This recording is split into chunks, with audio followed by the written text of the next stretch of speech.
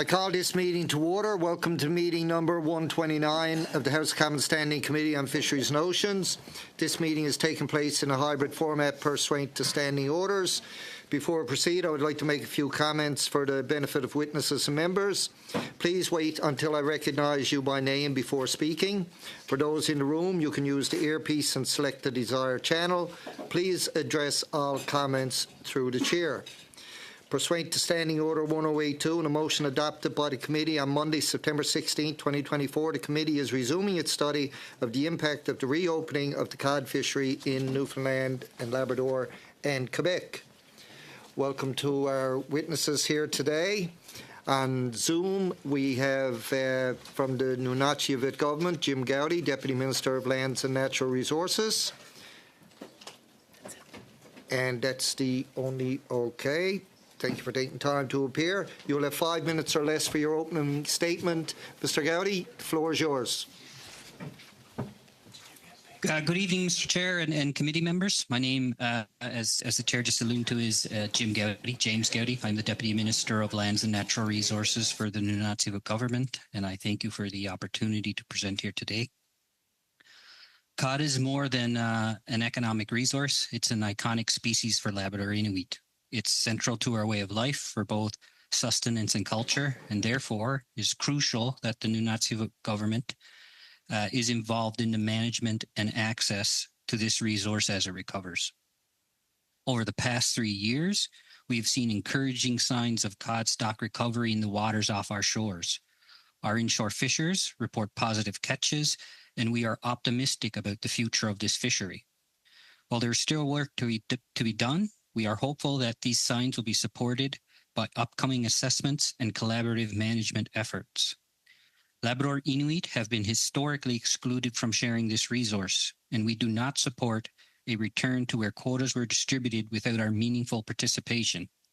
It is essential that Inuit and other true and legitimate Indigenous groups are given proper recognition and rights to this important resource on a go-forward basis. The Nunatsiavut government, which represents the only Inuit collective in Atlantic Canada, does not recognize the Nunatukavut Community Council to be an Indigenous organization and do not support their involvement in this allocation process. The Nunatsiavut government and the Innu Nation are the only recognized Indigenous governments in Labrador and should be the primary beneficiaries of this resource. In 2003, inshore cod-affected fishers were offered shrimp allocations in Shrimp Fishing Area 5, which overlaps with our marine zone.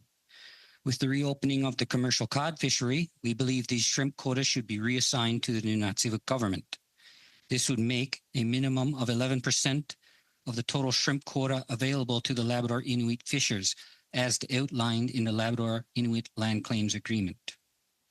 The 599.4 ton cod quota allocated to the Nunatsiavut government has been 97% landed to inshore plants in this province, benefiting 12 Labrador Inuit fishers and supporting numerous spin-off benefits to inshore plants. While we have landed our cod exclusively using the inshore, we do not believe that the Department of Fisheries and Oceans and/or Canada should be able to dictate to the two Indigenous groups in Labrador how to land their cod. We appreciate the ability to use the offshore for our quota allocation should we choose to do so.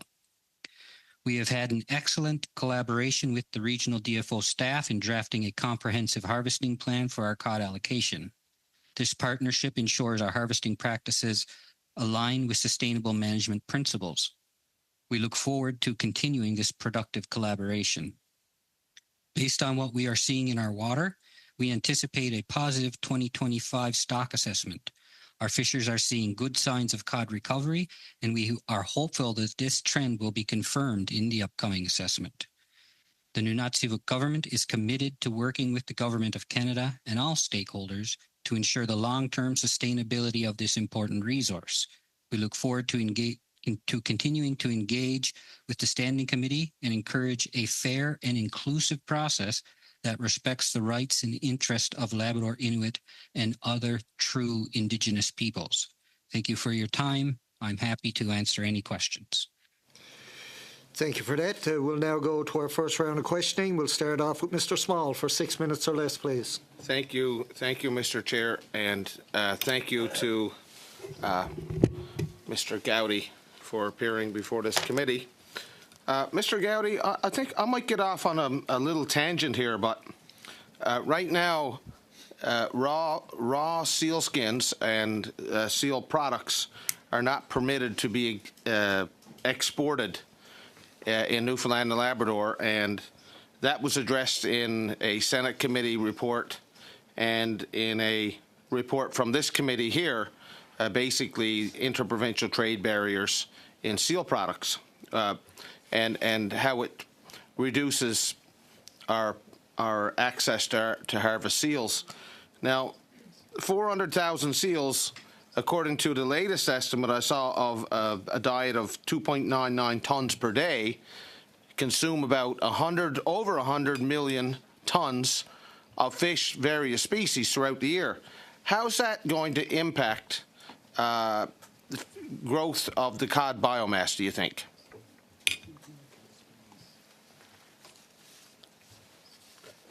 I think anyone thank you for your question. I think anyone that lives in Newfoundland and Labrador is well aware of the impact that seal populations have had on cod and will have on cod. We would certainly like to see, former markets and/or any other barriers in terms of seal products, which would make seal harvesting more viable in this country, certainly opened up. I think that is probably the biggest impediment to what I see as certainly a viable seal industry once again in our province. In terms of the actual aspects of seal predation on cod, I think that's definitely there. I think anybody who lives in our coastal communities can see it. But I will tell you that, as in my opening statement, we have seen a massive increase in cod presence in our waters. Certainly in the fall. And I will tell you that my father, who is going to turn 83 this year, there's places in my hometown where we never caught cod before in the past. We can catch now. Thank you. Thank you, Mr. Gowdy. Oceana and Oceans North both submitted written testimony to this committee calling for the capelin fishery to be abolished. The seal population in Atlantic Canada is estimated to consume over 1 million tons of capelin per year. Yet, somehow, Oceana and Oceans North feel that a mere 25,000-ton capelin fishery in Atlantic Canada is holding back the growth of the cod stock. 25,000 tons compared to 1 million tons, Mr. Gowdy. Do you think that Oceana and Oceans North have a leg to stand on in calling for the demise of the capelin fishery because they're saying that 25,000 tons is holding back the recovery of the cod fishery? Thank you for your question, Mr. Small. The Nunatsiavut government is not involved in the capelin fishery in any regard. I appreciate your question, but I reserve the right to say no comment. I think for Newfoundland and Labradorians, seal predation speaks for itself. Thank you very much. My next question, Mr. Chair, to Mr. Gowdy is on adjacency. In terms of adjacency, Mr. Gowdy, how adjacent to Nunatsiavut was your recent cod quota harvested? Within the Nunatsiavut Marine Zone as outlined in the Labrador Inuit Land Claim Agreement, which is directly adjacent and within 2J. So those quotas by that inshore fleet were caught in 2J? Yes, sir. Okay, because I know quite a few of those captains, and they had told me that it was caught east of Fogo. So am I wrong on that? Yes, sir. Oh, okay. I'll have to check back with them again, I guess. So going forward, do you feel that you have at 3.3%? Do you feel that share of quota for your nation is fair and adequate? No, Mr. Snamal, I don't believe 3.3% is fair or adequate. How much time's left? A minute. 50 seconds. Thank you. Thank you very much. So, as time goes on, what's your plan in terms of leasing out that quota? Do you expect to continue to lease out that quota to inshore fleets, or do you have a plan to lease that quota out to OCI in a similar fashion to what happened with the northern shrimp quota this year?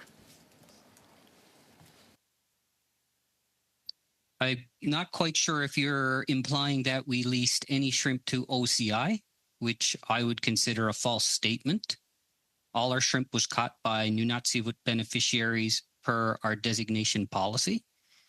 In terms of what our plan is, we had hoped to land all of Nunatsiavut's quota in every species with our inshore fishers, but we would like to reserve the right to use the offshore if we need to do so, which we do with our uncaught shrimp if our inshore fishers can't catch it. Okay, thank you, Mr. Small. We'll now go to Mr. Morrissey for 6 minutes or less, please. Thank you, Chair, and through you to Mr. Is it Mr. Gowdy or Mr. Goody? It's Mr. Gowdy. Gowdy, oh, thank you. Mr. Gowdy, you referenced excellent collaboration with DFO, and often here we get a different perspective where there's actually more criticism of how DFO is interacting with various resource groups.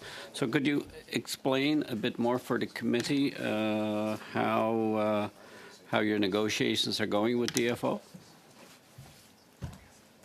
Thank you, Mr. Morrissey. Yeah, I think it's more in terms of our collaboration with DFO on the ground with some of the regional managers and regional staff versus, any kind of discussions we might have with fisheries management DFO in Ottawa. And certainly I'm a skeptic and very vocal of how I feel about fisheries management in general. But in terms of our actual work with on-the-ground people, feeling like we're certainly being heard, but also with my staff and the technical people that work on our licensing and the management systems, we have an excellent working relationship with them here in Nunatsiavut. Well, thank you. And through you, Mr. Chair, the decision the minister made heading into this season, so it's one that I take it you endorse? Aspects of it I would endorse. We were certainly pleased with the increase in quota from what we had seen in the stewardship fishery. There's other aspects of her decisions that we certainly weren't happy with. And I think that was, kind of touched on somewhat in terms of my opening statement. And could you, for the benefit of the committee, could you give a comparison between how you proceeded this year versus the stewardship fishery that you referenced in the past? I won't go into tonnage because I have staff that tell me that, but we had a significant increase in our overall quota, a massive increase from our overall quota from the stewardship fishery to our current fishery. And how would that have economically impacted you in the communities that benefited from that? Traditionally, we used to designate under our designation system only one fisher to fish cod quota. This year, we were eligible to designate 12. Unfortunately, the announcement was, somewhat unexpected for us in terms of ramping up the production capabilities of the only plant we would land at. So we're hoping to do that in 2025. So plants in other parts of the province benefited from the allocation to the Nunatsiavut government. Okay. Could, through you, Mr. Chair, could you elaborate for the committee? You reference your fishers are telling you there's good signs of a cod recovery. Could you expand on that, Mr. Gowdy? Yeah, those are just based on a general conversations and observations from our designated fishers in our fleet that it was certainly an increase in the cod stocks. The effort of fishing was certainly it's getting easier to catch the fish you need to catch. And in terms of we landed 97%. We our last fisher essentially boiled down to having 2 big hooks, so we couldn't land 100. But even local traditional knowledge, just from our cultural activities, cod stocks have increased significantly in Nunatsiavut waters. Mr. Chair, could you explain what's the fishing method that you're using to catch your quota? What gear type do you use? I think it's predominantly gill nets. Again, I have technical people to work with me on that, but there's also hook and line. So one of our fishers had a hook and line system set up, which didn't work out too well, unfortunately. Oh. And Mr. Gowdy, you referenced a fair process. You were expecting a fair process going forward for the benefit of the committee. Could you elaborate a bit more on how you would perceive or view a fair process for the fishers you represent?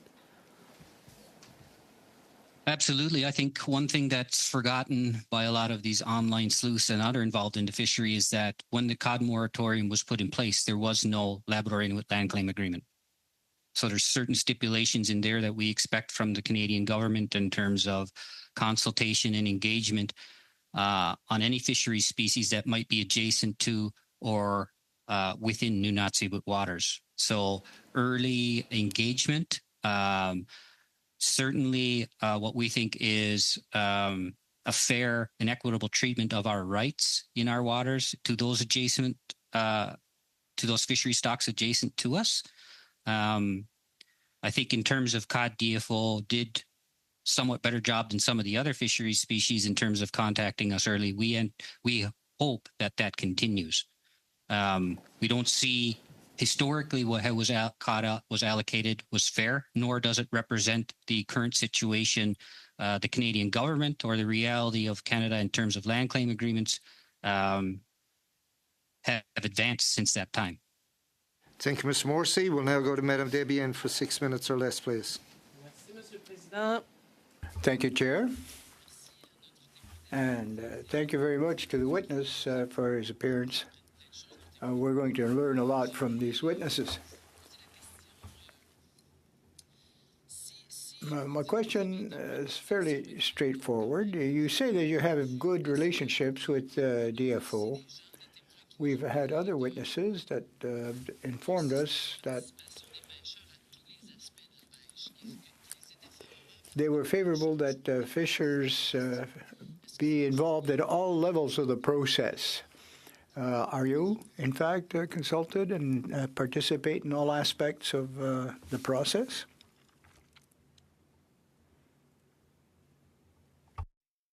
Vice Chair, for your question. As far as I know, in terms of all aspects of the process we were involved in, if there were pieces of the processes that I am not aware of, then we weren't involved in. But I do believe we were involved in all those processes. DFO did reach out early, and we discussed what we thought a future cod fishery should look like in Nunatsiavut and the rest of the province with them.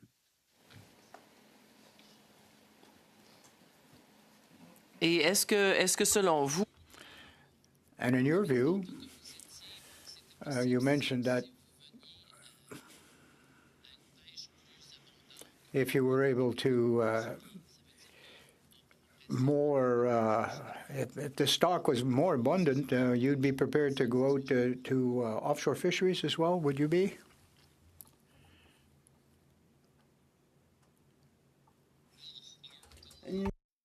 Fisheries species that we harvest is to fish inshore. What we would like is the right to reserve the right to fish offshore if for some reason we don't land all our quota, or if we have issues with our inshore fishermen in terms of being able to get out there. I mean, Labrador is not a very easy place to fish. We don't want to leave the fish in the water in any regard. So we currently have a system with shrimp where if our inshore fishermen cannot land at all, then we sell it to the offshore. It's some years it's very high, some years it's very low. Fortunately for us, we landed 97% of our cod allocation inshore. We hope to land 100% of it, pending any decisions made by the minister in the future in 2025 inshore. Donc, moi, j'essaie de comprendre parce que I'm trying to get a better understanding because the offshore was quite destructive or disturbing to the biomass.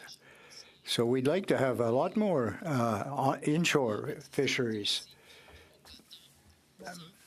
but give access to the. We'd like to improve your quotas, if you will, but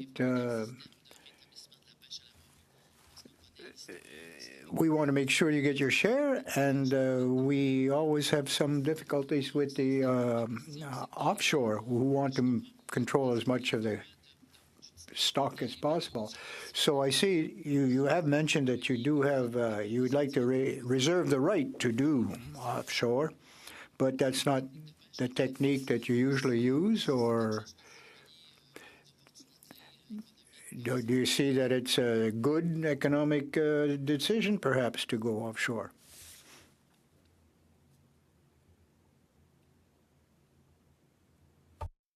It would be a good economic decision for the Nunatsiavut government, and any quota that might be allocated that's left in the water that our inshore fishermen would not be able to catch. Again, the goal for us is to fish all of our cod inshore. There are other indigenous groups that aren't set up to fish as easy as we are, or other fishermen in Newfoundland and Labrador and Quebec. So what would happen to their quota allocation if they couldn't fish it inshore? We think ourselves and the other indigenous, true legitimate indigenous groups in Newfoundland and Labrador should be guaranteed our access, regardless of how we fish it. Merci beaucoup, M. Gaudy, ça m'éclaire. Thank you very much. That's good clarification for me. In Quebec, we had a great big meeting at Caraquet from fishers in the area, and they were telling us that they have a lot of cod present in the southern part of the Gulf. That there was plenty. It was abundant. Have you heard that? Are you aware of that? No, Co-Chair, I have not heard that. I can only testify and witness to what I know is happening within Nunatsiavut in our waters, and I can tell you there has been a significant abundance of cod over the last 3 years. Merci. Thank you very much. Thank you, Madam Debian. We'll now go to Ms. Collins for 6 minutes or less, please. Thank you, Mr. Chair, and thanks to the witness for being here with us today. Wanted to start off, I'm a British Columbia Member of Parliament, so I know a little bit about the importance of wild salmon to First Nations all along our coast. 90% of First Nations in BC rely on wild salmon for food, social, and ceremonial purposes. It is an iconic species. It has a deep and significant place in the culture and practices of First Nations in British Columbia. And so you touched on this a little bit in your opening statement, but can you talk a bit more about the importance of cod to the people of Nunatsiavut? Thank you for your question. Yes, cod is certainly one of those staple species for us, and salmon as well, Atlantic salmon and Arctic char. It's one of the species that we've fished for time immemorial, before our interactions with the Vikings, long before Christopher Columbus, and long before any other Western peoples came to our shores. It is, I guess, intrinsic to who we are as a people, same as polar bear and caribou and everything else. It's hard to put into words, I guess, in a Western sense, what that cultural connection is. It's often difficult for me to do that. But we have a relationship with cod. We've always had a relationship with cod, and we certainly want to be involved in any kind of management measures and fisheries that involve cod from now and into the future. And can you describe a little bit about the impacts of the moratorium in 1992?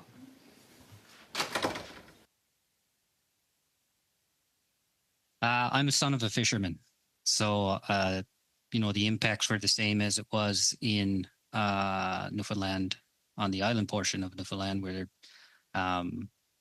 certainly there was a question of the viability of the future and living in the region. Certainly, Nunatsiavut is much less investment by the province or the government of Canada in terms of infrastructure and other things. We're completely isolated. There's no roads going into Nunatsiavut. So a question of how the economy, and this was prior to land claims agreements, but how the economy of Northern Labrador was going to go forward. Fortunately for us, the largest nickel mine in the world just happened to be around the corner. Land claims just happened to be around the corner. But there was a lot of out-migration. There was a lot of mass, the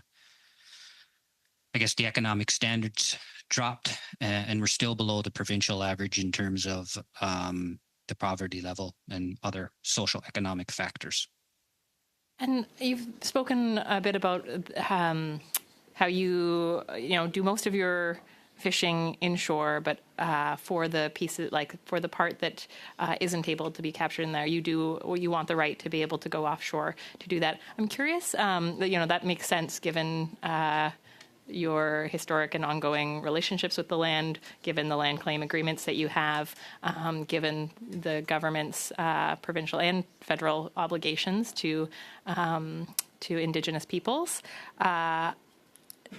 I'm curious when it comes to that other allocation, the 6% share for offshore, for non-Indigenous offshore fishing. Do you have a position on that?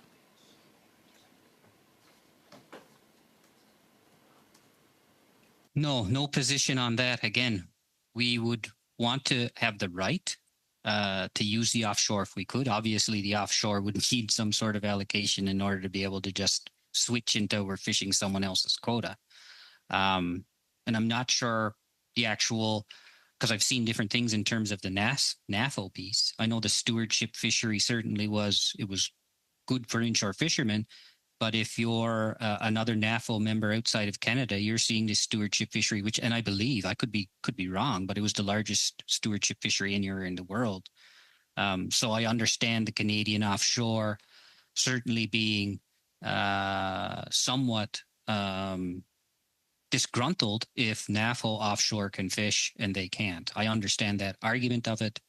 In terms of whether or not we support the offshore, there's no comment there. In terms of the Nunatsiavut government, there's no position there. But we do realize that if we had decided to fish our quota allocation offshore, there had to be an offshore component willing to do that. Thanks for that clarity.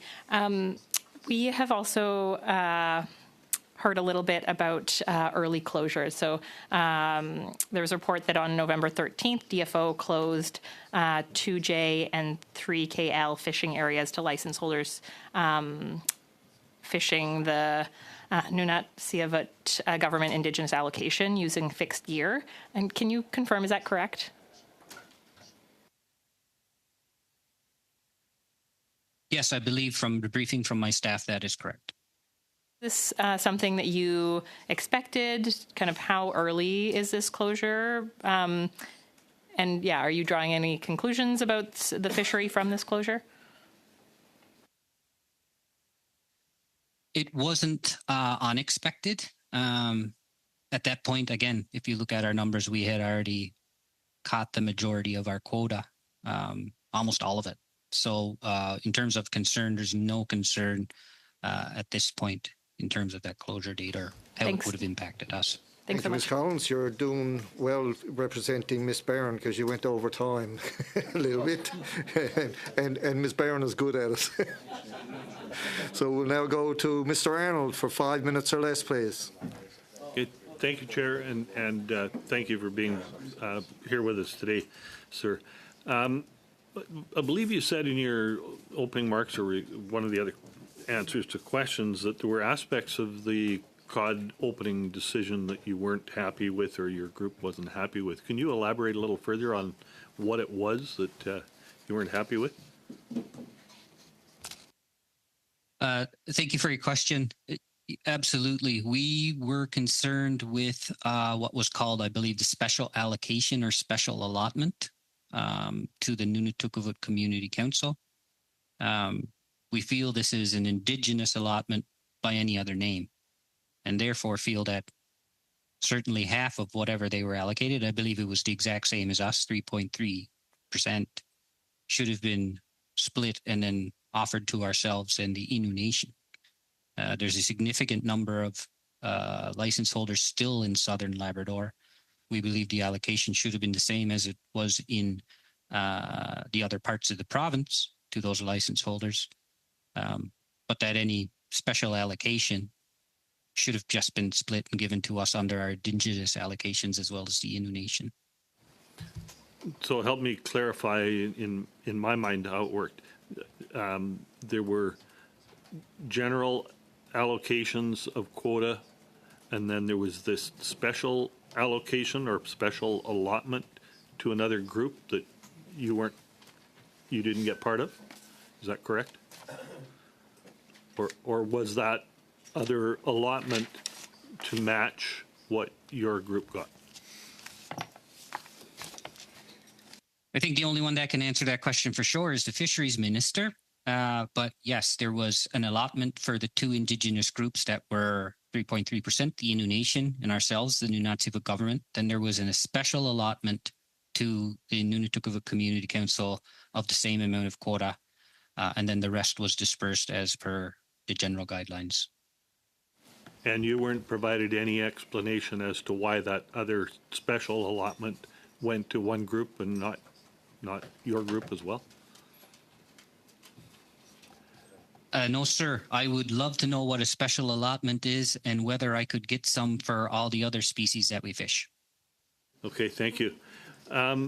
You also mentioned that one of your harvesters had a hook and line system that did not work well. Can you explain why it didn't work well? We've heard other anecdotal reports that the long line fishery worked really well and the quality of catch was better. Go ahead. In a condensed nutshell, his hooks were too big. He was using a system that was essentially based for turbot and thought he'd try it out, see how it worked for cod. Okay, thank you. Now, the inshore versus the offshore, you mentioned that you believed you should have the right to harvest in the area adjacent to your territory. Is the offshore fishery adjacent?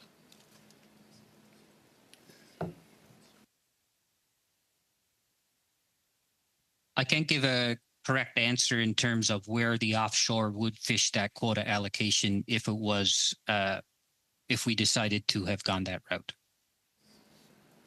Okay, thank you. I'll turn it over to Mr. Small. I believe he has another question or two for the remainder of my time.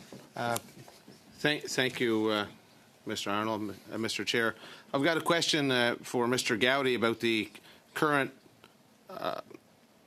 assessment that's begun with the bottom trawl survey, and I'll just hold it up right here. And you know, there's all this inshore area here that goes, you know, from mid-Labrador coast all down along the northeast coast of Newfoundland and Labrador, what we call back home, in around the rocks, you know, within a mile of the land. I'm hearing tremendous reports of northern cod being reported by guys who are out hunting seabirds or whatnot. They're seeing this codfish acoustically. In the meantime, the offshore survey is taking place out here in this shaded area at the exact same time as this massive amount of codfish is being reported in the very near shore zones. So how accurate do you think the cod survey is? How accurate can the results be when we have this massive amount of fish being reported very near shore, while the DFO survey is taking place 50 miles to 100 miles offshore? How accurate will that result be? Very short answer, please, because we've expired all the time allocated, gone over. So short answer. Thank you, Mr. Small. I think you're absolutely right. I think there is significant portions of the cod quota that's probably missing. We also voiced our concerns to DFO, and we had our initial thoughts that DFO should proceed with caution and with conservation in mind. I've had my own concerns about most of the fishery stock analysis and research done in all species, and have voiced that to DFO on multiple times. Point of order, Mr. Chair. Just a quick point of clarification. I'm a guest of the committee. In our committee, we're not allowed to hold up things and point to them on screen, but I just wanted to see if there's a different, and I apologize, I really didn't want to cut off Mr. Small or interrupt. I think he was making a valid point. I just want to make sure that we're following procedure. Yeah, I don't think it's abnormal for somebody in this committee to hold up a map when we're talking about different zones, so as the guests would know what the question is about. Other than that, we're not waving the flag or anything, but it's Mr. Small's time at that particular time. He can do with that time as he wishes. He can play tiddlywinks if he wants to. I'm not going to stop him. He won't win, but he can play it. Thanks. Thanks, Mr. Chair. We'll now go to Mr. Kellaway for 5 minutes or less, please. Well, that's a hard position to follow from. But first and foremost, Mr. Gowdy, thank you for being here, and I also want to welcome MP Lightbound and MP Collins and MP McCauley for being here. And a couple of things before I go to questions to you. One of the things that I think tends to get lost in a lot of this is that this is a good news story for Newfoundland and Labrador. After 30-plus years of not fishing northern cod, this is an amazing story with respect to the rebound of the fishery over a long period of time, and the suffering and the tenacity and the patience of the people of Newfoundland and Labrador. So we felt the moratorium in Cape Breton back in the early 90s.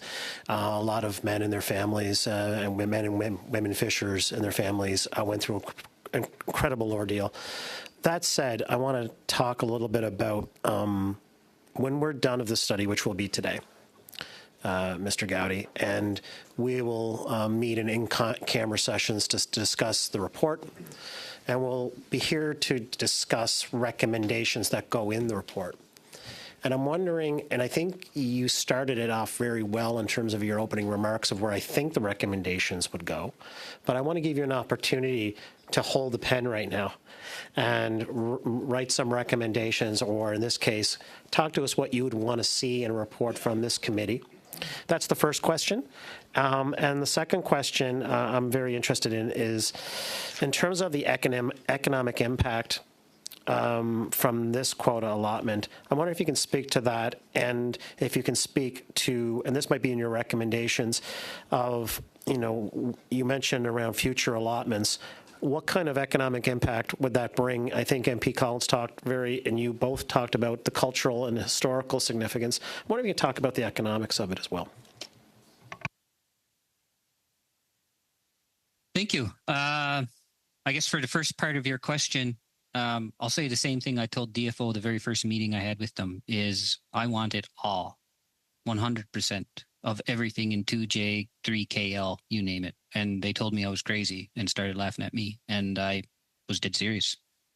For 150 years. I mean, my great-grandfather was the steward of the Newfoundland fleets when they came up this way. I think let's give it all to us. We'll share some with the Innu.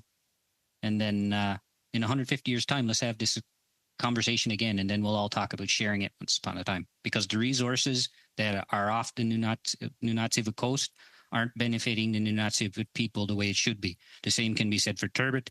The same can be said for shrimp. The same could be said for crab. I don't understand why we're not here having a meeting about shrimp and offshore. But hey, that's just me. We're the only ones that fish it inshore. That being said, the economic impact for this year, obviously we went from 1 designate fisherman to 12. So in those small communities, all these communities are 100% isolated. There's no roads, just fly in, fly out, or ferry in summertime. That's a major impact to even the grocery store there. Hopefully next year, the plant that processes our turbot and crab will be able to process the cod as well. That should somewhat extend either the overall workforce or the season, so you have more dollars pouring into that community in particular. I would like to see more designates in smaller vessels so that they can go out, land, day trips, out, fish, land to the plant. So we're hoping that'll have a massive economic impact as we can designate more people to fish cod under the allocations that we get.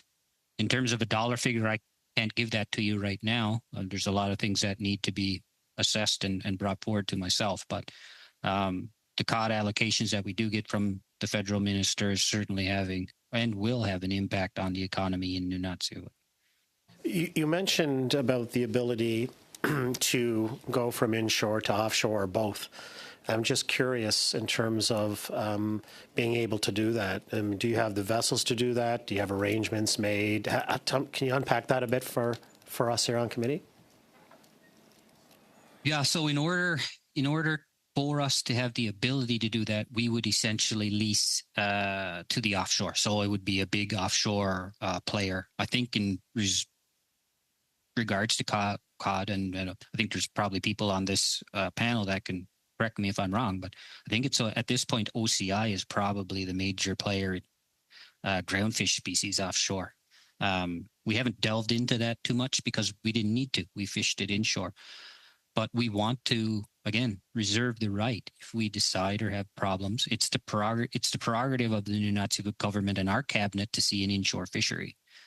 But we certainly don't want to see fish left in the water that we could, help build our economy on, and/or the quota distributed elsewhere if we're not able to fish it.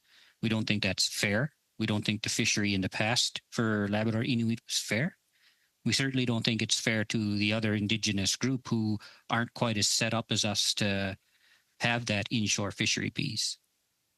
Thank you very much. Thank you, Mr. Kellaway. We'll now go to Madame Debienne for 2.5 minutes or less, please. Merci beaucoup, Monsieur le Président. Thanks again, Mr. Chair. You mentioned earlier that you didn't really have as much confidence in the statistical measures or records kept by DFO.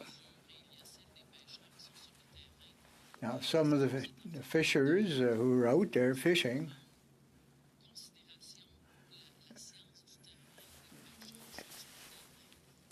would know what the habitat is and what the conditions are much better, perhaps, than the bureaucrats at DFO. And they might be aware of certain stocks or migration patterns. And perhaps you could guide them in their way of thinking.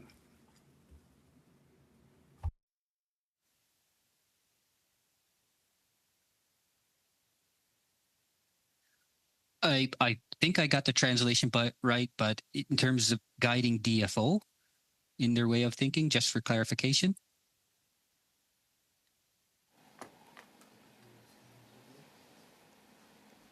Ouais, ben c'est ce qu'on déplorait un peu lors. Yes, that's what we were groaning about at our meeting last week. Measures are taken by DFO in a sort of standardized way for all the blocks, all the areas, and perhaps they should be testing because then the fish do move. They may look in the wrong place and then establish their quotas on that kind of information. So perhaps they should have more, they should exercise greater flexibility and have more confidence in the information they get from the fisher folk. What would be your opinion of that? Madam Vice Chair, I don't disagree with you. I certainly think if I could guide DFO in any way, I would be exercising that power of persuasion every day of my life, because it doesn't seem that DFO listens to me in any other aspect in my conversations with them. But I absolutely agree that DFO should be more flexible. I think there needs to be more work done, certainly in the Labrador Sea, on all species, not just cod. Thank you, Madam Debian. We'll now go to Ms. Collins for 2.5 minutes, please. Thank you, Mr. Chair. And yeah, thanks again to our witness. Just a question about the special allocation. You mentioned that it should actually go to the true Indigenous nations and be split between the two. Have you gotten any response from the government to your criticisms or to suggestions about how the special allocation seems unfair?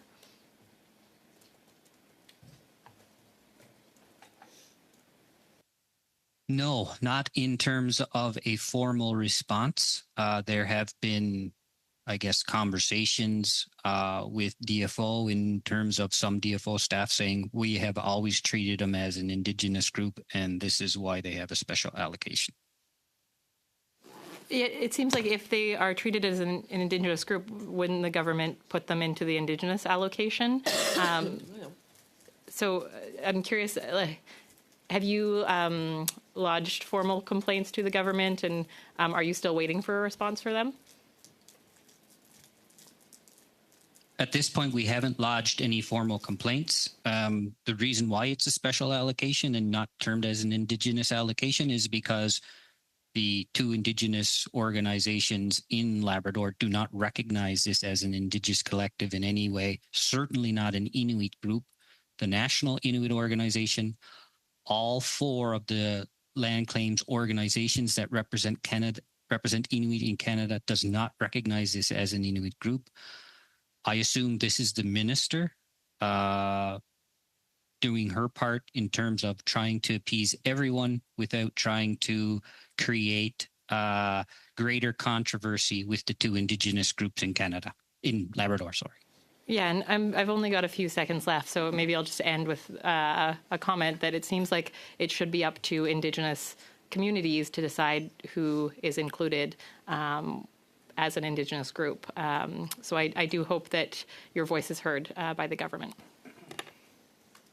I want to say thank you to Mr. Gowdy for appearing before committee today and testifying and answering all those wonderful questions. But we're going to suspend now to set up for our next panel. And I want to say a big welcome to Ms. Collins, representing Ms. Barron here today, and Mr. Lightbound, who's filling in for Mr. Cormier, I believe. Welcome. And to Mr. McCauley, and you can pass it on to Mr. Jennis as well, that it was good to have him here for the few minutes that he was here. Yeah, or you haven't got to if you don't want to. You can take all the praise yourself. So again, we'll suspend for a few minutes now to switch out panels.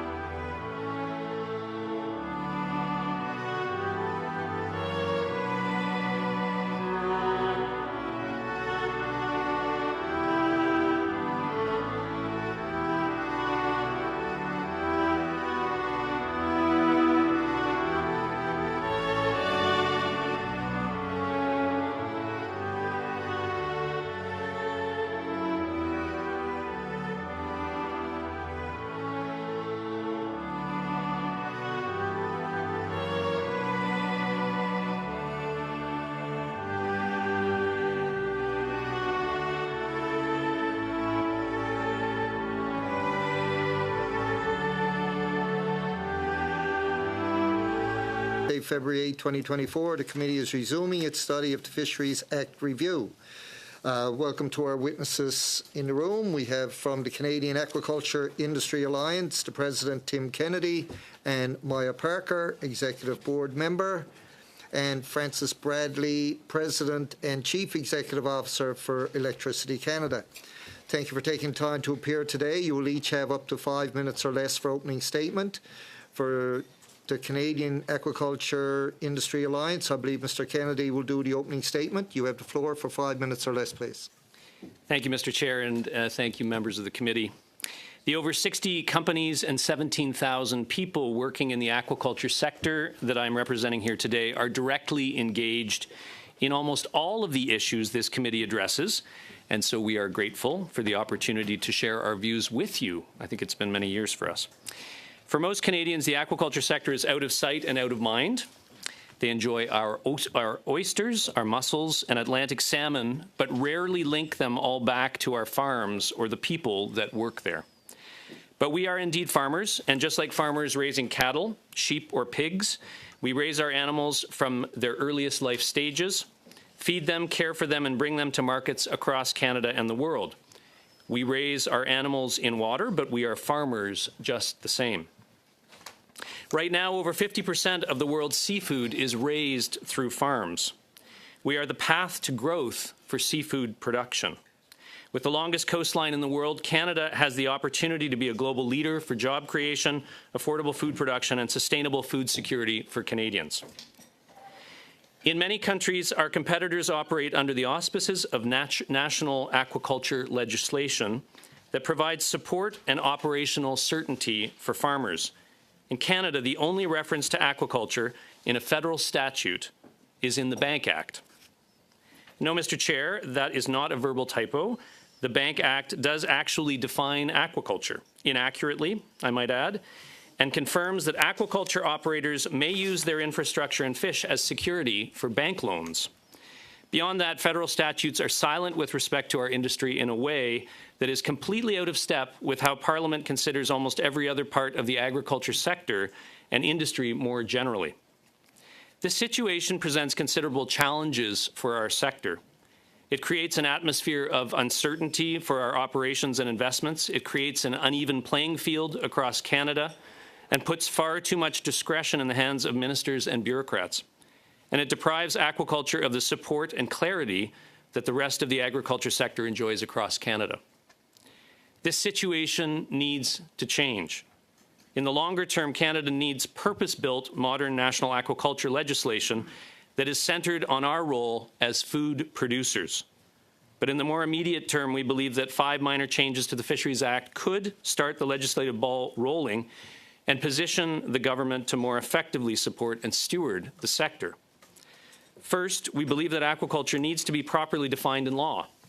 It would be helpful to include a definition in the Fisheries Act along the lines of, in quotes, aquaculture is a form of agricultural production designed to produce food and or food products for human and or animal consumption and includes the rearing of privately owned plants and animals in captivity throughout their life cycle, end quotes. This would provide clarity and certainty for the sector and for DFO efforts to regulate it. Second, we believe the word aquaculture defined appropriately should be added to the list of the topics in Section 43 dealing with regulations. This would allow for the design of regulations specifically focused on aquaculture directly rather than via the current backdoor approach using regulatory structures designed for other purposes. Third, the Act should be revised to direct the Minister to develop a precautionary approach policy or framework specific to aquaculture. Unsurprisingly, the Act is designed to bring the precautionary approach to bear with respect to commercial fisheries and related habitat concerns. This approach is not suitable for the regulation of the site-based high-technology operations of our sector. A more realistic and appropriate approach is needed and should be guided by law, not by ministerial or bureaucratic whims or inclinations. Fourth, given that aquaculture is a form of agriculture, the Act should be revised to drive collaboration between DFO and Agriculture and Agri-Food Canada and the agriculture governance system more generally. Ultimately, we would like to see AAFC assuming a mandate for aquaculture in a way that would lead to more effective federal support for the sector and remove the perceived conflict of interest in the current DFO position with respect to our sector. Fifth, on a note that applies beyond just the aquaculture domain, we strongly believe the Act should be modernized to increase decision-making transparency and transform the current black box approach the Minister and DFO utilize. It's essential that all Canadians, and certainly our sector, are aware of the scientific data and information the Minister uses in making decisions with respect to them. A Fisheries Act amendment requiring the Minister to publicly share such information would dramatically increase decision-making integrity and credibility and focus debates on real issues rather than political posturing.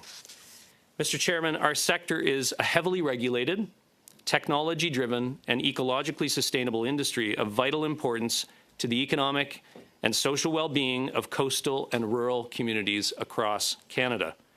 There is tremendous opportunity ahead, despite the unfortunate and unnecessary headwinds at present. It needs and deserves a more constructive, predictable, and fair legislative base than the Government of Canada has put in place to date. Our 5 recommendations would be important first steps in this regard, and I would, of course, be more than happy to address any of them in more depth with the committee here today. Thanks very much for your time. Thank you, Mr. Kennedy. We'll now go to Mr. Bradley for 5 minutes or less, please. Bon, merci beaucoup. Oui, je suis Francis Bradley. Je suis le PDG. My name is Francis Bradley, and I am the President and CEO of Electricity Canada. I'm very happy to be here today, and to review the review of the Fisheries Act. Now, this is the company that they, of course, control the CER throughout Canada.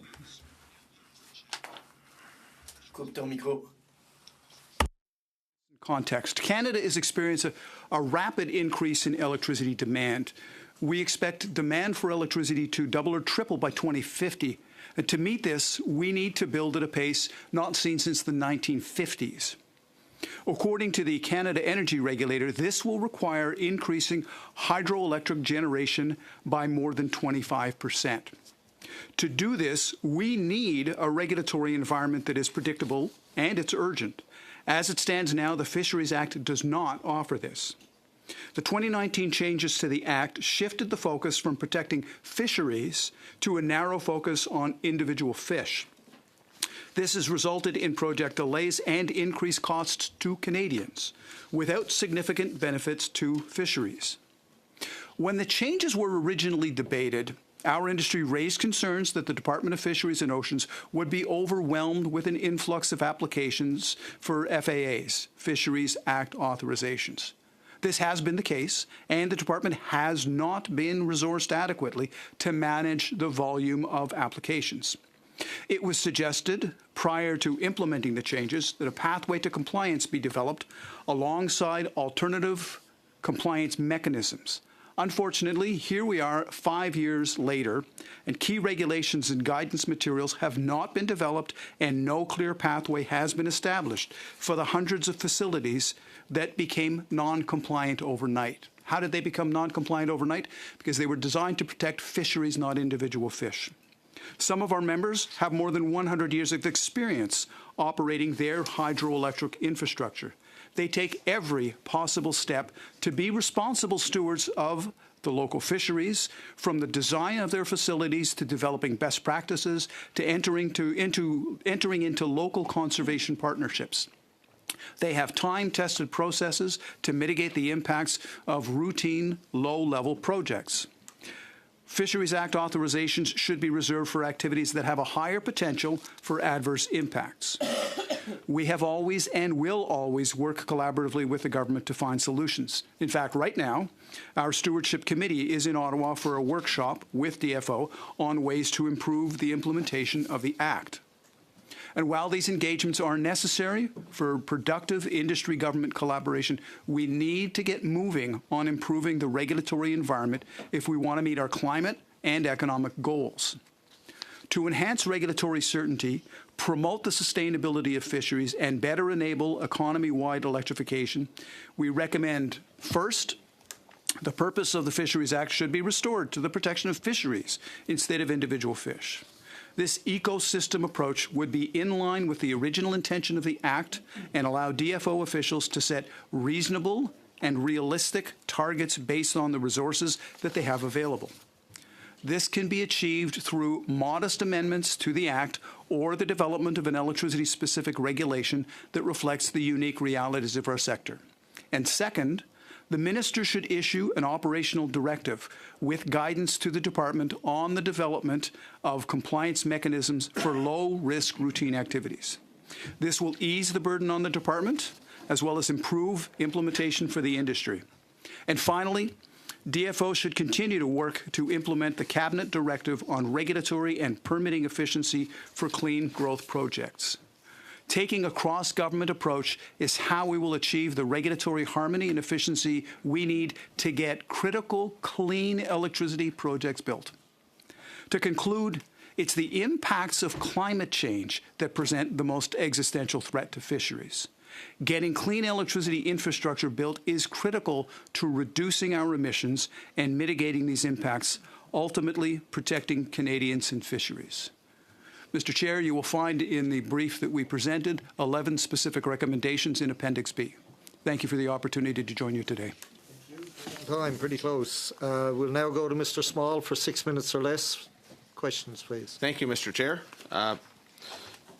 To Mr. Kennedy, do threats exist to existing or future expansion of aquaculture from things associated with the current government's commitment to 25 by 25 and 30 by 30 in terms of marine protected areas or national marine conservation areas? Is there any threat posed to aquaculture by those initiatives? Thanks, Mr. Small, for the question. I would just answer and say yes. One of the areas that we're particularly concerned about is the south coast of Newfoundland, of your province, where a very large national marine conservation area has been proposed. And this is exactly where the potential for salmon farming exists in Newfoundland. And under NMCA rules, there really is zero economic activity. And so it's very clear that, for instance, salmon farming, other aquaculture activities are not permitted in those areas. So you referenced expansion of salmon farming in that south coast of Newfoundland area. You put a dollar value on any kind of an estimate investment-wise? Right I would say generally the opportunity is in the many hundreds of millions of dollars. Thank you. So how does Canada stack up in terms of farm salmon production compared to, say, Norway or the Faroe Islands? So in 2016, our peak, actually, sorry, it was 2018, our peak was 148,000 tons of Atlantic salmon produced. As a comparison, last year in 2023, with cuts in British Columbia, we're at about 89,000 tons. So we haven't been that low in terms of our salmon production in the country since 2002. To compare to Norway, Norway has a goal of increasing the value from the salmon sector of 5 times by 2050, and they produce about 1.5 million tons of salmon. One other example I'd like to bring up is the Faroe Islands. The Faroes are a very small North Atlantic set of islands in between Shetland and Iceland. Basically, 1,000 kilometers of coastline compared to Canada's 80,000 kilometers of coastline, they now produce the same amount of salmon as all of Canada. So why Mr. Kennedy, why the disparity between Canada and advanced ecological stewards of the environment, like a country like Norway, for example? I think Norway has, from a very early time, when they started salmon farming in the 1960s, it was started as as a response to the decline of wild stocks. So they were seeing communities throughout Norway really struggling. a lot of poverty, and they started experimenting with salmon farming. And what they found was this was bringing communities back to life. And so the country got behind salmon farming, whereas in Canada, again, to my comments, we actually don't have any federal legislation that even mentions the word aquaculture or seafood farming, for instance. And so we have not had the leadership in this country to embrace the future of seafood production, which, again, is both wild and farmed. So should the salmon farming industry in British Columbia completely shut down, what would be the effect on the Canadian consumer and possibly on the carbon footprint of salmon that they'll consume? I'm assuming they'll continue to consume. The global market for salmon, let me just say first, so salmon is the top choice of Canadians for seafood. No question about it. That's Atlantic, fresh Atlantic salmon by a considerable margin. So salmon is the first choice. Shrimp would come second, and then other species are actually quite far down. So I think that's a really important realization is as much as other products, we would like to grow more diversity. What Canadians want and North Americans is more salmon. So the global market for salmon production is quite tight. When you take out 80,000 tons, for instance, from British Columbia of salmon, what you're doing is you're spiking the price. You're limiting access of Canadians, obviously, to Canadian-grown salmon, first of all, but to salmon in general. So where do you get that salmon? You're going to get salmon from Chile. You're going to get salmon from Norway. And what that immediately does is obviously changes price, but it also immediately boosts the carbon footprint. Because how do you get that salmon? You're air freighting it into the country. So our estimate of just the reductions that have happened in British Columbia to date of reducing salmon production by 35,000 tons is that what you're looking at is you're actually adding about 90,000 gas cars to the roads. That's the carbon equivalent, 90,000 cars. So from a climate, from a health, from a supply, Canadian supply, food security perspective, it really doesn't make sense that we're shutting down these salmon farms. Thank you, Mr. Small. We'll now go to Mr. Waller for 6 minutes or less, please. Thank you, Chair. And I do want to thank our witnesses for appearing here today. And it sounds like the first time in a long time. But welcome back. I do want to pick up on one of the points Mr. Kennedy made, and the recommendation to include a definition of aquaculture within the Fisheries Act. And I was hoping you might be able to share with this committee what you might see as the priority of either doing a definition within the Fisheries Act, or if it would be better suited to have a standalone federal aquaculture act to serve the same purposes. Thanks for the question. Certainly the discussion around the Aquaculture Act has been around for many years. We know that some work has been done by the Department of Fisheries and Oceans, and in fact what we have seen in terms of drafts and draft directions is we're frankly not very impressed by it, and that's where we actually think another department like Agriculture and Agri-Food Canada should really be the lead of this particular initiative around legislation. You know, Mr. Weiler, how long it takes to get legislation through the parliamentary system. So we actually don't have an Aquaculture Act. So we do think that, although even changes that we might be considering for the Fisheries Act would take a very long time, we think that they're much more, I think, they're much more precise. So I think that would be a good first step to get something into the Fisheries Act. Thank you. And I want to pick up on a point that you made there as well about the interests of having Agriculture and Agri-Food Canada as the lead. And you also mentioned in your opening the challenges that you have now where DFO is both advocating for the sector and as well as being the regulator for the sector. Could you speak a little bit to that conflict and why separating those responsibilities would be an effective way to move forward, not just on things like legislation, but also in terms of just those general roles? Right. So let me just start by saying that since since basically 2002, the aquaculture production in Canada has largely flatlined. It's been flat. So that's for over 20 years, we've had largely flat aquaculture production. Value has increased over time, but in terms of quantity, it's basically been flat. So I think DFO, if they're an advocate of our sector, have done a really bad job. I'll just start there. So we actually have not experienced DFO as a proper advocate in any way. But there is certainly a perception, especially in British Columbia, in the activist community, that there is this conflict around development and regulation. We accept that. We think it is time to address that, and it's not a difficult change. It's an order. It's really a structural change within the government that has to change that mandate around Agriculture Canada for development purposes. And I just think addressing that perception within a certain community of the country, I think is important, and I think that's something that we would really support. So I think it's time to do that. Thank you very much. Next, I want to turn to Mr. Bradley. In your opening remarks, you mentioned some of the projected growth in the hydro sector and some of the limitations that you've identified with the Fisheries Act.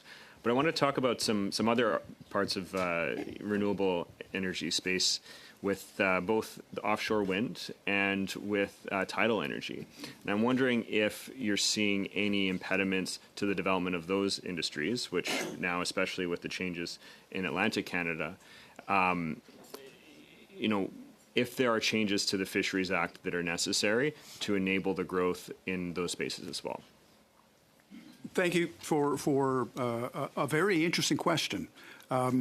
So first and foremost, yes, the potential impacts of the Fisheries Act, particularly as it is now more of a Fish Act, certainly go beyond hydroelectric facilities. It has the potential to impact any electricity facility that makes use of water, so that can include a wide variety of technologies, including nuclear facilities that actually make use of water, tidal facilities, and so on.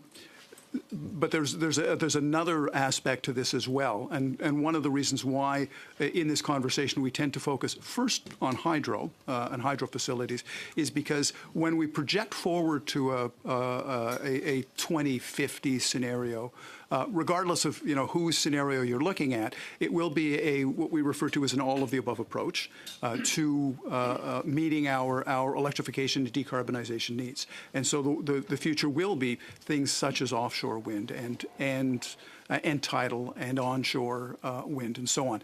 But hydro will also play an absolutely critical role to be able to backstop those technologies. And so, yes, we need to focus on what we can do to build out more wind and more tidal and so on, but we also need to make sure we're expanding the hydro system so that it can backstop those new technologies, so that on the days when the wind doesn't blow and the sun doesn't shine, we are still able to meet the needs of customers in a way that doesn't have a significant impact on the. I know I have limited time, but just last question. You mentioned the challenge about the Fisheries Act authorizations being overwhelmed. Is this just a resourcing issue? Because I hear about it in all other sectors as well. Or is this that it's actual with changes to the Act or regulations are necessary in order to enable quicker authorizations?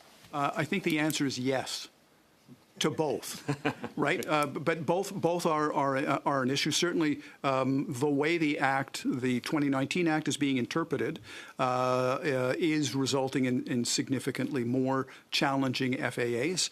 And so I think we need to address both the interpretation of the Act and also the resourcing. So it isn't one or the other, it's actually both of those that need to be taken into consideration. Thank you, Mr. Waller. We'll now go to Madame Debian for 6 minutes or less, please. Merci, Monsieur le Président. Merci à nos témoins d'être là. J'ai tellement de questions. Thank you.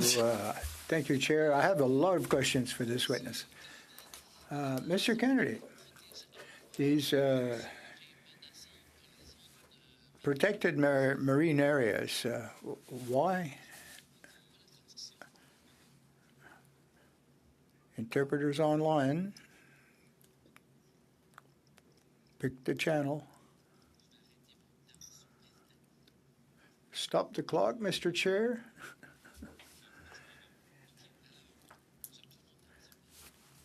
I'd like to use my time properly, Mr. Chair. How do protected marine areas be modified if you are, well, your procedures and processes are excellent, of course. How could that could be inconvenient to try to do aquaculture in these marine protected areas? How would this interface with your projects? Could be opportunities for around certain technologies to limit, obviously, any really any sort of impacts in the zone of a national marine conservation area.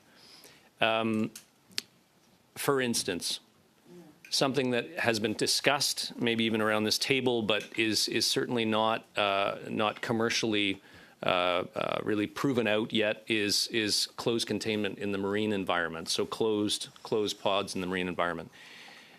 There have been no discussions with Parks Canada at this point in time whether those sorts of opportunities are viable in those areas, in national marine conservation areas.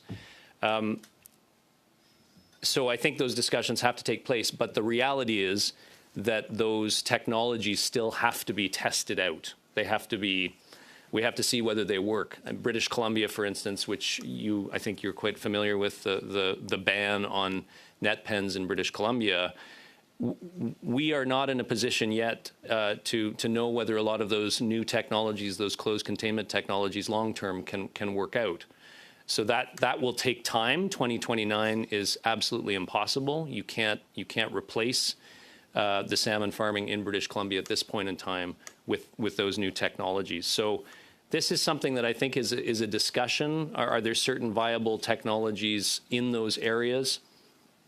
Still not sure, right? Yeah. Est-ce que on a entendu tantôt, on vous a entendu dire tout à l'heure qu'il y a... Earlier, you mentioned that the legislative process was very slow and we should have a specific act legislation on aquaculture.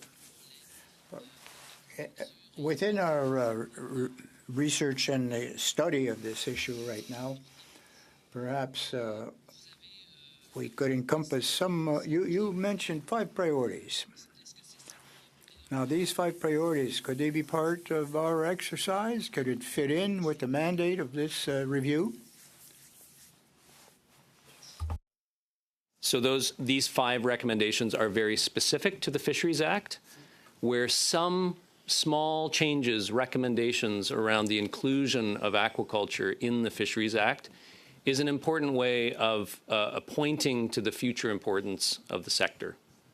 So we're very supportive of small, specific changes that could really help the sector. On a vu cette année au Québec In Quebec, there was a dramatic decline of salmon. The spawn season was very, very curtailed this year. Will the aquaculture, based on science, of course,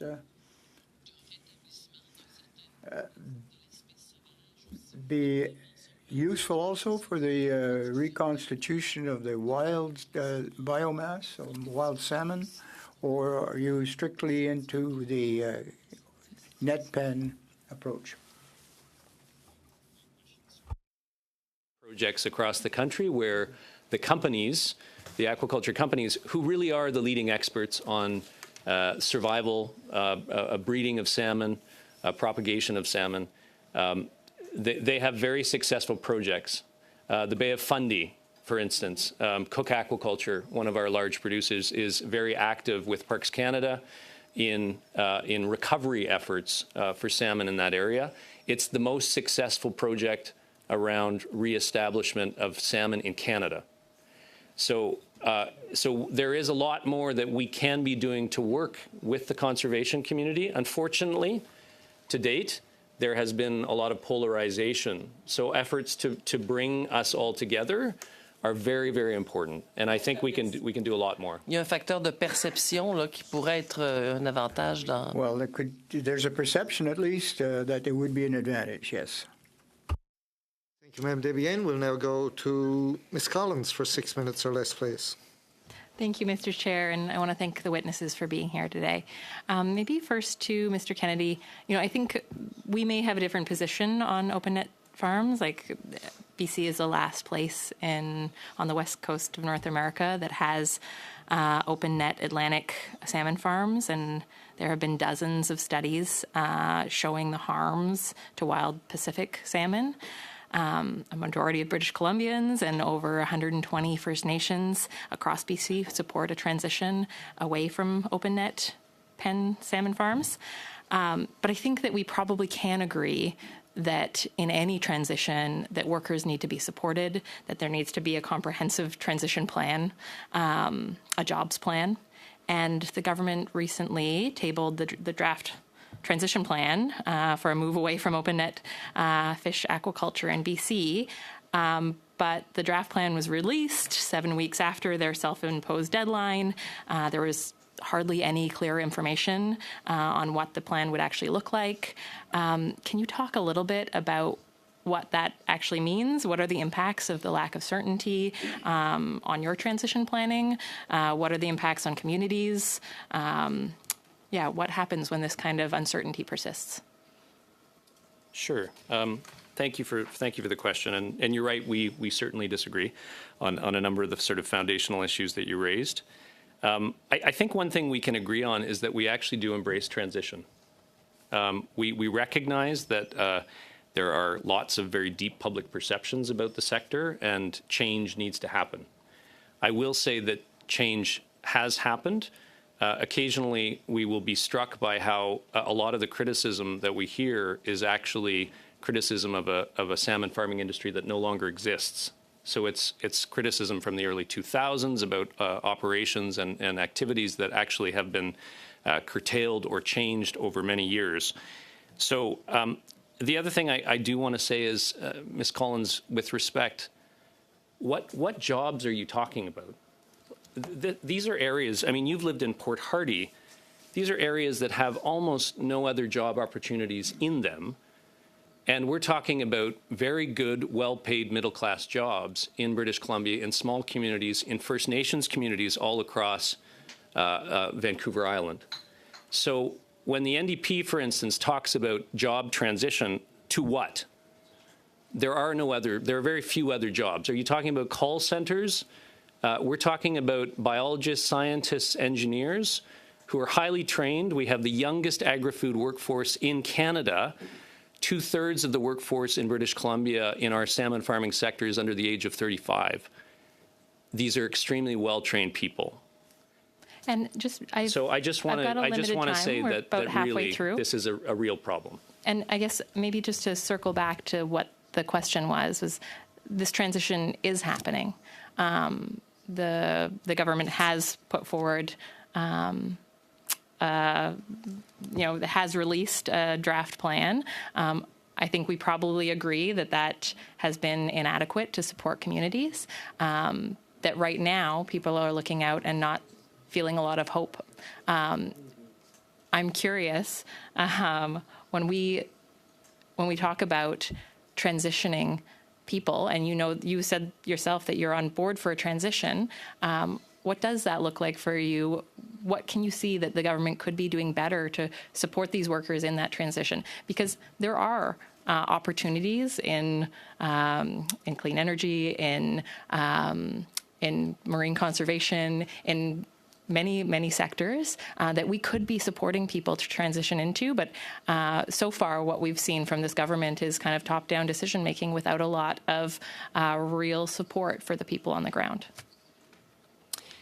You're right. You're right about the lack of hope. There's actually a fair bit of despair that's been created by this approach and this decision. Especially so, to be clear, transition is one thing. And there was an original commitment to transition away from ocean net pens. That's something that we can actually embrace. What we can't embrace is a ban an outright ban on ocean pens because that's just not happening. It's not possible. People will lose their jobs. We have 5,000 people still employed directly by the sector, directly and indirectly. They don't have anywhere to go to right now. So to answer your question, there has been no approaches around other job training. There is a process ongoing at the moment to discuss some of these things, but it's totally inadequate and it's very rushed. So people are in a really difficult position. And again, Ms. Collins, I'll just say the NDP has been a real driver of this kind of extreme decision. And so I think a lot of that lack of hope and a lot of that despair needs to fall with you and your party. And, you know, I have been really proud of the work that my colleagues have done in trying to protect wild salmon. As I mentioned, over 120 First Nations communities across British Columbia. The majority of British Columbians want to see a transition away from open net salmon farming, Atlantic salmon farming, which is having a devastating impact on our Pacific wild salmon stocks. They have a significant cultural significance to First Nations communities, and seeing the decimation of that species is really, really concerning to most British Columbians. Thank you, Ms. Collins. Your time more is questions up. for We'll Mr. go Bradley, but to, I'll follow up in Mr. the Arnold next. for 5 minutes or less, please. Thank you, Mr. Chair, and thank you to all the witnesses here today. I want to start off with Mr. Bradley, if I could. On December 7th, 2016, Dr. David Schindler appeared before this committee, and some of us were here at that time. I was one of them, for a study of the 2012 changes to the Fisheries Act. Dr. Schindler told the committee at the time that the Trudeau government proposed climate change action plan for reducing greenhouse gas emissions by 2050 contained 4 scenarios, 3 of which proposed replacing fossil fuel power with so much hydroelectric power that 100 facilities the size of Muskrat Falls or Site C, Muskrat Falls in Labrador, Site C in BC, we'd need 100 of those facilities. We'd have to build that many more by between 2016 and 2050. Can you tell me how much new hydroelectric power generation has been created since 2016, 8 years ago, since that statement? Sure. Thank you for that. And so since 2016, we've had an addition of about 3,500 megawatts onto the system. But recognize that these are very long-term assets, and so those 3,500 megawatts decisions to bring those online were made decades ago. And what kind of a percentage increase is that in the total production? Just roughly. Yeah, it is. It is off the top of my head. It is in single digits. Percentage increase. Yes. In 8 years, a quarter of the time that's that we have to reach 2050. So it doesn't sound like this government's targets for new hydropower are progressing in time for 2050, even though the Climate Action Plan is based on significant expansion of hydroelectric generation. Have the 2019 changes to the Fisheries Act facilitated or slowed development of new hydroelectric projects? Well, it gives me no pleasure coming back to this committee 60 years later and say I told you so. But 6 years ago, we expressed concern based upon how the legislation was drafted that this would prove to be an impediment, and it is proving to be an impediment. But I would say to both the challenge of existing facilities and the ability to build new facilities. So it's impacting both sides of that. Okay, thank you. Can you tell the committee about how long it would take for a single project like Muskrat Falls or Site C to be completed if it was initiated today? Wow. If a project was initiated today, we don't know how much time and how long it would take to be built. The experience, the most recent experience of our projects were prior to a number of changes. Some of them, in this act, but also changes to the Impact Assessment Act and other pieces of legislation. And when you begin putting all of those together, it would be, frankly, at this stage, almost impossible to predict how long it would take to get a project through the current processes, which are more complex than they were previously. Are there any significant sized hydroelectric projects even being considered? Yes, but they're certainly a little further down the track at this stage. But like in terms of how long it takes a project from start to finish, one of the more recent examples of this would be the La Romaine project in Quebec that was initiated in 2009, and it was completed in 2023. So that was 14 years from beginning to end on a 1,500 megawatt project based upon the previous regimes that we had with respect to the Fisheries Act, with respect to species at risk, with respect to impact assessment. So it would be significantly more under the current regimes. So would it be correct to state that or to characterize that the Fisheries Act revisions are actually causing a lag in hydroelectric development? Yes, that is our opinion. It is causing both a lag in potential developments.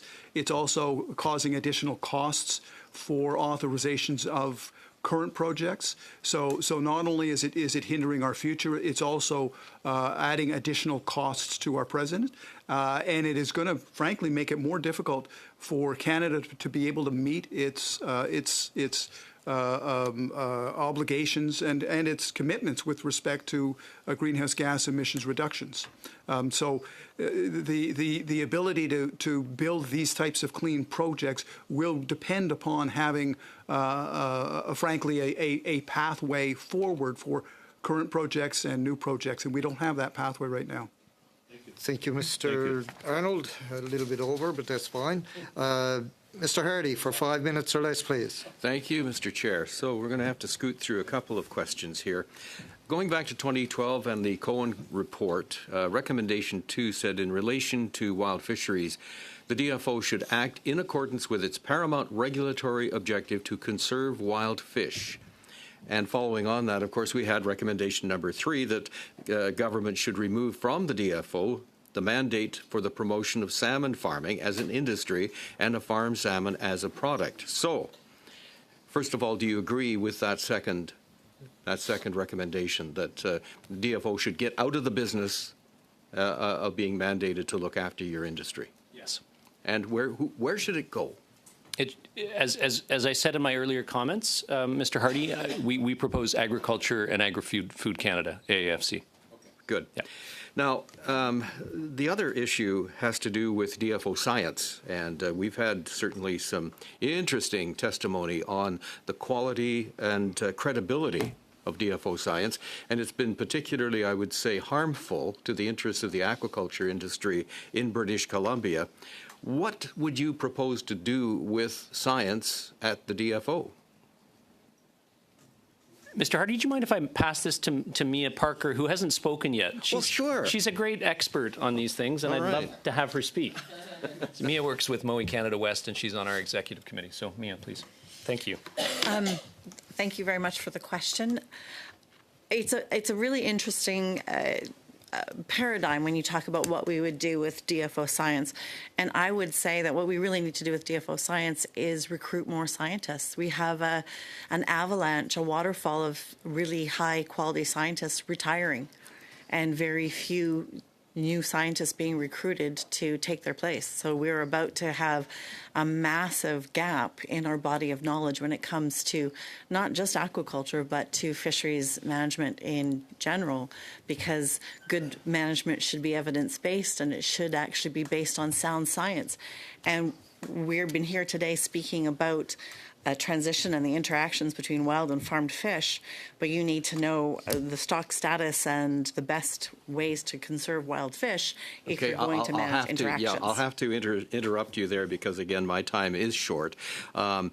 It would occur to me that what we've heard in testimony about DFO science is that, this is my opinion, it's badly compromised because you get industry funding the science and having vetting authority over the results of the science, which really doesn't pass the sniff test with a lot of people. I don't think DFO science, as it's done, has done you any favors in your industry. I'll go to Mr. Bradley.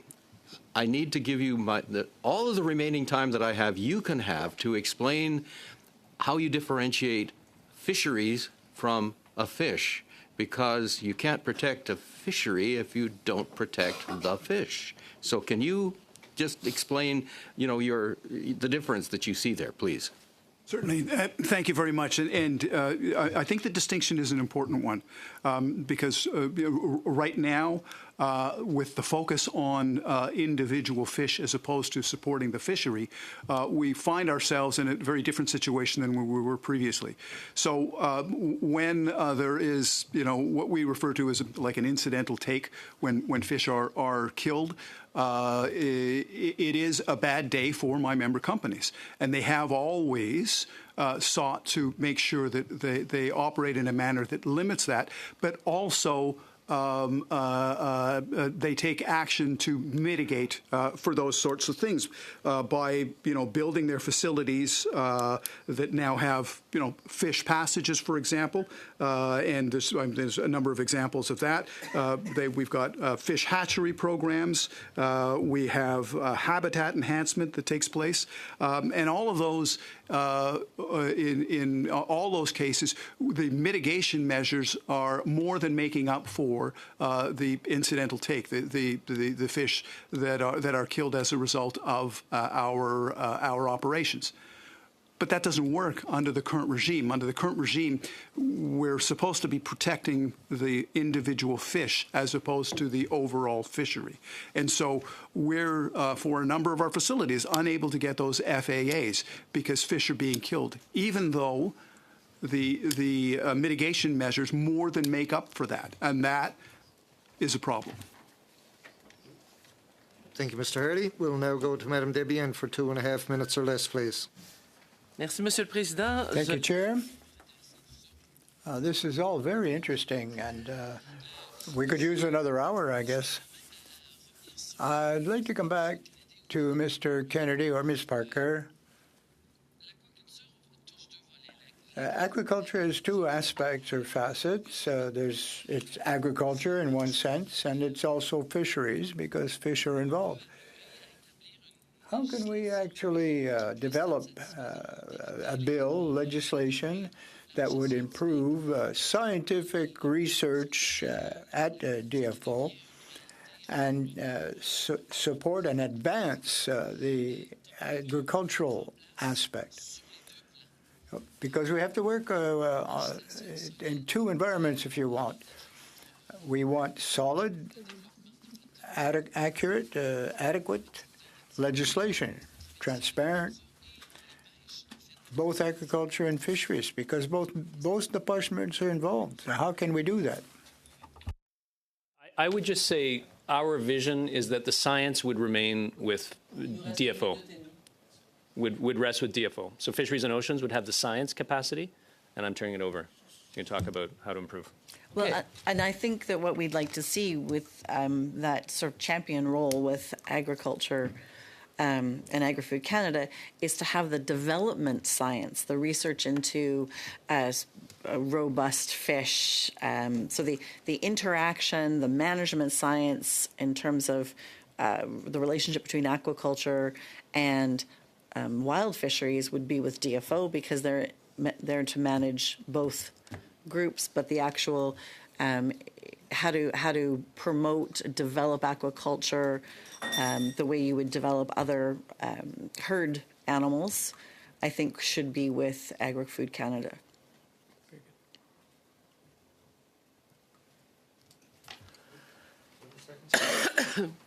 Il me reste quelques secondes. Si vous voulez Well, I have a few seconds left. Perhaps you can give us some supplementary information. Do you have anything to add, Mr. Kennedy? La seule chose que the DFO process, we have said again and again and again If there is a problem with the regulatory system under which we are regulated, it's your responsibility and the minister's responsibility to fix it. Has it been substantially fixed? The problems or supposed problems have been pointed out for many years, but we actually haven't seen substantial fixes to address those things. And Mr. Hardy, those are the responsibilities of your government. So we can't do anything as industry. We are simply under those laws. So we'd love to have more objective science, but I think it's up to you to make those changes. Thank you. We'll now go to Ms. Collins for 2.5 minutes or less. And maybe just following up on that, it was just in May when the Integrity Commissioner launched an investigation into DFO officials over allegations of attempts to silence scientists on the dangers of open net fish farms, and that was in response to Wild Salmon Forever, a BC-based conservation group. Ms. Soloway looked at that, found that it was warranted to launch an investigation into this and into officials trying to dissuade scientists from communicating with media, from being public about their research. I expect it from the Conservative governments. The Harper government had a long history of silencing scientists, but it is incredibly disappointing that this is happening under consecutive Liberal and Conservative governments. But maybe, do I have about 30 seconds, a minute left? 1.5 minutes. Okay, yeah. great. Maybe I'll quickly ask about the Bay of Fundy. I met with Force.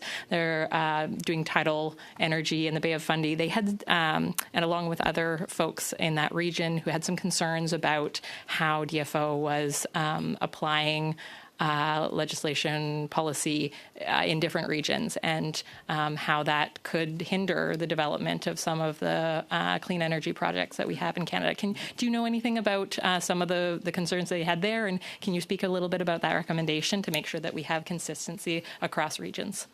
Yeah, I don't have anything specific to that project, but as I said earlier, it isn't just hydroelectric dams that are potentially impacted by the Fisheries Act. It is also these sorts of facilities as well.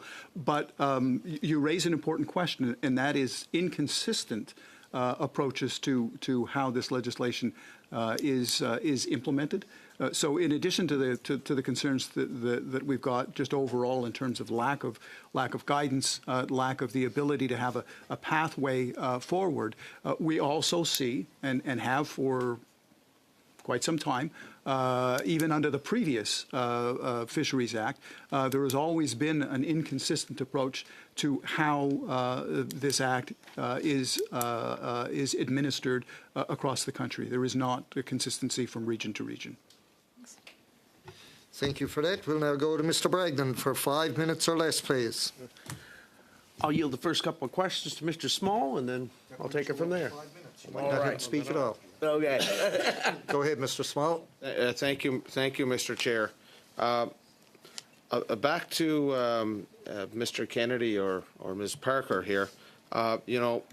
Philanthropists who've practiced scorched earth all their lives are trying to buy their penance, I guess, by supporting ENGOs. And in terms of our seal harvest in Newfoundland and Labrador, they still say that we're harvesting whitecoats, which hasn't happened since 1983. So you mentioned that there's a portrayal of your industry that's no longer accurate. Can you speak to that? Sure. So we have done research, and I think the story needs to be told more broadly. But where we know that tens of millions of dollars have been both brought into Canada from U.S. foundations in the early 2000s, and also mixed in with Alaskan salmon interests to demarket farm salmon. So this happened in the early 2000s. Since then, opposition to the sector has been picked up, but all of that seed funding has kind of resulted in what I think Ms. Collins was talking about, which is this sort of broader antagonism towards the sector, based on practices that look, the sector is 50 years old in British Columbia. It's not very old. It's about 45 years old. That's only a few generations of production. when we started the production in British Columbia, was it perfect? Absolutely not. Has it been massively improved? Yes, it has. And so what we find is in social media, for instance, and the criticisms, they always recycle, right? It's very hard to stop these things and to correct these things. And so it's reached a point, obviously, where the Liberal government believed that this opposition was so strong that they needed to shut things down. That is really not what public polling says. Public polling says there are concerns, which we recognize. We can make changes to our industry, quite dramatic changes with existing technology. You do not need to shut down net pens. That is so extreme, and this is what I think all of this opposition has been pointing to. But again, can you imagine? So again, on the science perspective, we go from CSAS reports that say we pose no more than minimal risk to wild salmon, to suddenly saying we have to shut down, 100% risk has to go away. That's exactly what this decision is in banning open net salmon farms. What it seems like there is that there's almost a shadow government of environmentalists who are trying to control the minister to shut us down, which is, again, so extreme. And I'm sorry, I will say the NDP has been a big part of that. You mentioned the Alaskan wild fishery. So in 1990, before the fish farming really took off worldwide, what do you think that Alaskans were receiving for sockeye salmon at the wharf? Back in the 1990s? 1990. I don't know. It's $6 a pound. Okay. And what do you think that they got last year? I believe it was under a buck. Yeah, around 70 cents a pound last year. So quite the drop. $6 a pound in 1990 would be $12 a pound right now at 2% inflation.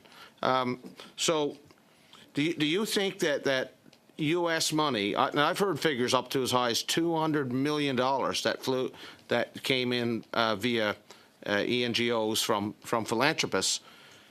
Do you think that was purposed to disadvantage your industry in favor of the American wild fishery in a marketplace? We certainly have evidence of that. We know that there were demarketing campaigns, again, in the early 2000s that were targeted at BC salmon farms as a competitive industry. So there's no question there was a lot of money that flowed into Canada for those purposes. So we'd agree with that. Reagan, question? No? Oh. So, yeah. Go ahead. Finish Yeah, go. I'm down to 15 seconds. So, anyways, thank you for your insightful. Down to 10 seconds. Yeah. Anyways, thanks each of you for your insightful testimony. Mr. Kennedy, just to wrap up, I know on the East Coast and in the Atlantic provinces how important the aquaculture industry is to many of our coastal communities. And if you would be able to just share briefly with us how many jobs and how many coastal communities, their vitality and their future vitality is somewhat interconnected with the aquaculture industry. I'll use one really quick example. Mayor Steve Crew from Hermitage, Newfoundland, has a great quote. He says, "What would our community be without aquaculture?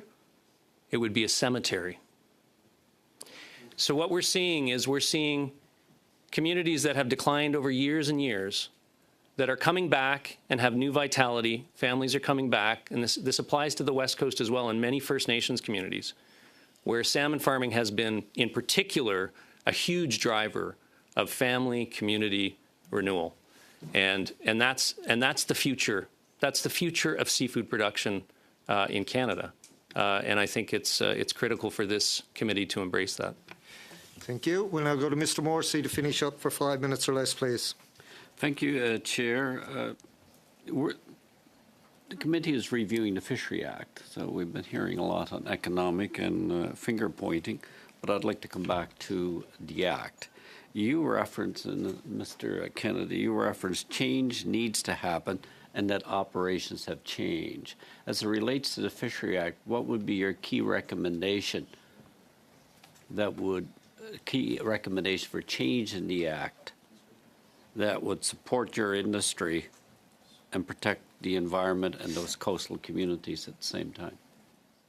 Thanks for that question. So I would just say that the most important change for us in the Fisheries Act is actually mentioning the word aquaculture and also a definition of aquaculture that would coexist with international definitions from the United Nations Food Agency. There are definitions, but recognizing us as a food-producing sector is really important. Could you supply to the committee, to the chair, some of those definitions that you may have access to internationally? I would like to see them go in. Chair, I'm going to then turn my time to Mr. Weiler. Thank you, Chair. And I do want to pick up on something, Mr. Kennedy, that you mentioned before.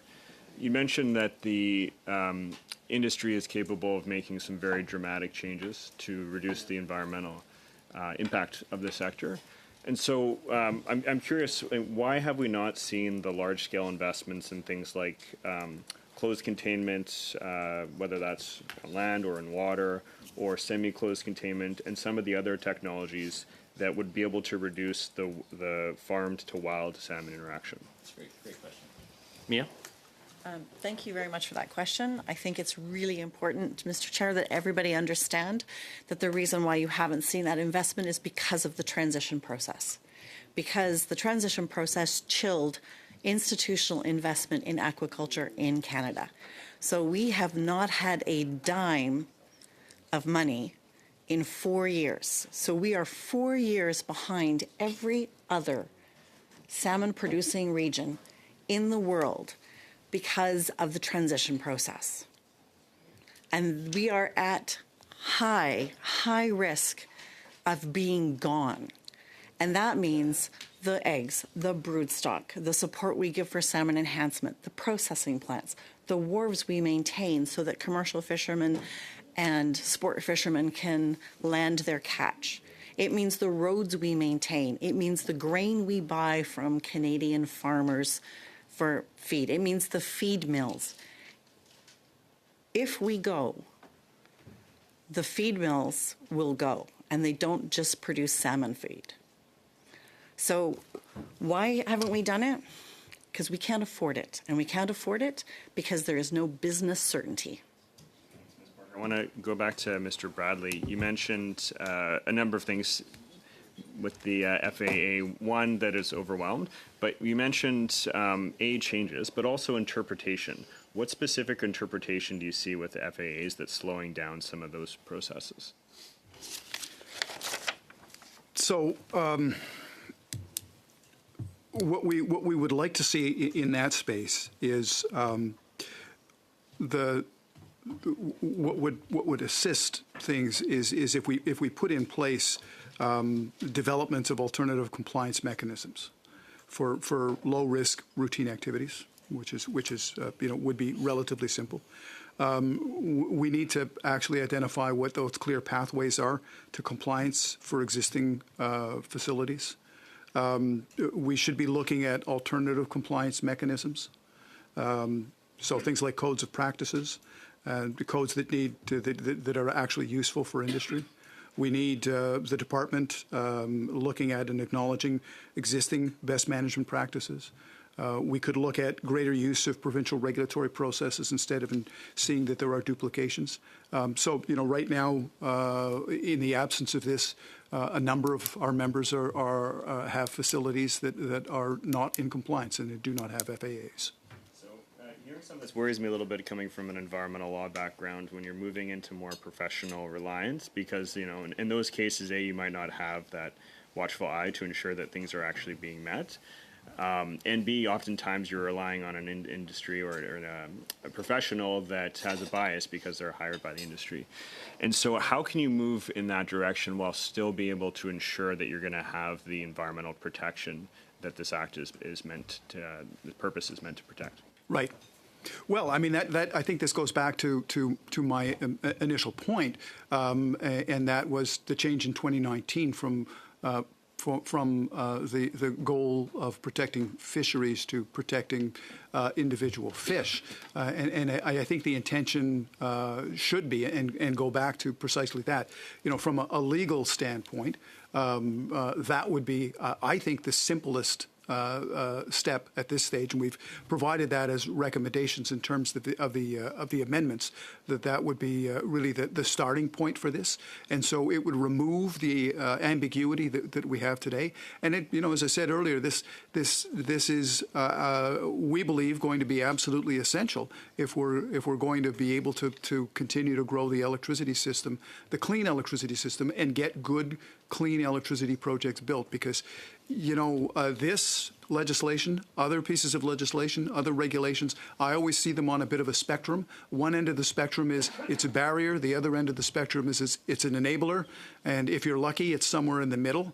Right now, the Fisheries Act is definitely on the side of that spectrum where it is a barrier, and it could be an enabler, but it is not. And we need to address this. And again, as I said, I hate coming back 6 years later and saying, yeah, you know, we could have addressed this when we did the legislative change in 2019, but I think we need to do it now. Thank you, Mr. Waller, and I want to say thank you to our witnesses, Mr. Kennedy, Ms. Parker, and Mr. Bradley, for sharing your knowledge with the committee members here today, and hopefully it will show up in a report that will be done at the end of the day, I guess, on this particular study. So again, thank you for coming, and appreciate you being here. Thank you. Meeting adjourned. Oh, no, not yet. Not yet. I had a note here. Monday, we will resume our study of the Fisheries Act. We'll have officials from DFO and Environment and Climate Change Canada for the first hour and stakeholders for the second hour. And on the Minister's appearance, the Minister is available on December 4th for an hour and officials for 2 hours on sub-Bs. Meeting adjourned. Enjoy your evening.